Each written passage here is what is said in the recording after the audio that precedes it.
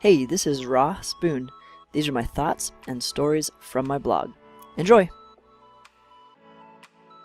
The power of singleness. Sometimes I think about what God meant for us to do on this big earth. We are creatures given 2 able hands, a mouth with words, a brain to dream, and 90 years or so to use all of that for some purpose.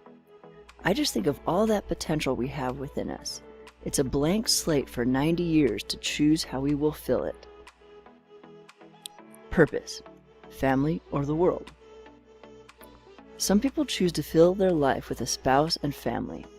It takes a huge portion of their efforts to do so, and it takes much of their remaining efforts to provide for that family financially, often just hoping to get into a career they believe in. I think that raising a family is the best way for some people to employ their skills and passions to fulfill God's purpose for them.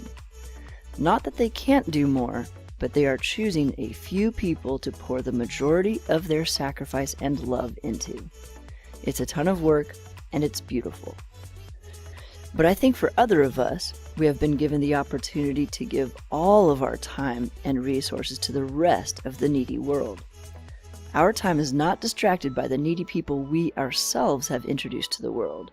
We can live simply and cheaply, and if our calling doesn't earn us enough money, at least we can spend all the time we're not at work directly pursuing what we feel called to do.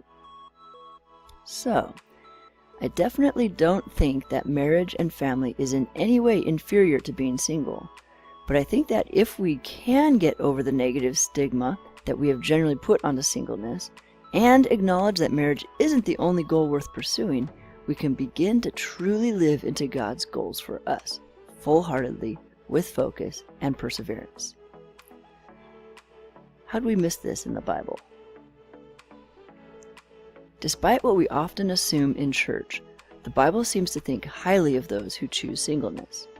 Jesus, the central figure in our whole faith, was single, and in Matthew 19:12 he even says, "Some choose not to marry for the sake of the kingdom of heaven. Let anyone accept this who can." The Apostle Paul, who wrote the most number of books in the New Testament, was single, and says that he wishes all men had that same gift in 1 Corinthians 7:7. He says it's good to marry if you have to, but says it is also good not to marry, 1 Corinthians 7:1. He explains, "Those who marry will face many troubles in this life, and I want to spare you this," verse 28. The married people I know. From the married people I know, even the ones who have no kids, it seems like this is true. I was at a bachelor party this weekend, and all of the married guys gave advice to my friend who was getting married. Almost all of their advice included something like, "Marriage is really hard." And kids are a huge sacrifice of time and resources.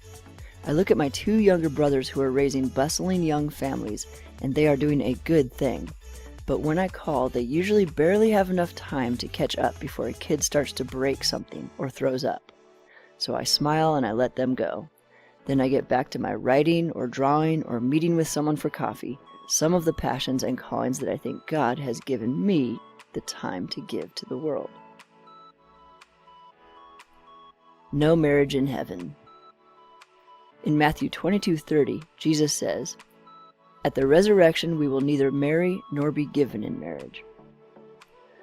So, if it is true that in heaven we won't be spending our time on marriage or raising a family, I wonder, what will we be doing? I wonder if we will be fully pursuing the gifts God has given us to give to the rest of the people there. Whether I get married one day or not, I think I'd like to get a start on doing that thing that I am made to do while I have the time and focus to do it here. I think in heaven the way I will please the Creator will have something to do with drawing, writing, and creating for people all day long. Maybe that is why it makes me feel so alive now. So being single allows me to live into that aspect of heaven more fully here on earth. And I'm not saying I won't meet somebody one day with whom my calling would shift to loving her and maybe some children. And I'm not saying I wouldn't get married if someone came along with whom we accomplished both of our callings more effectively together than apart.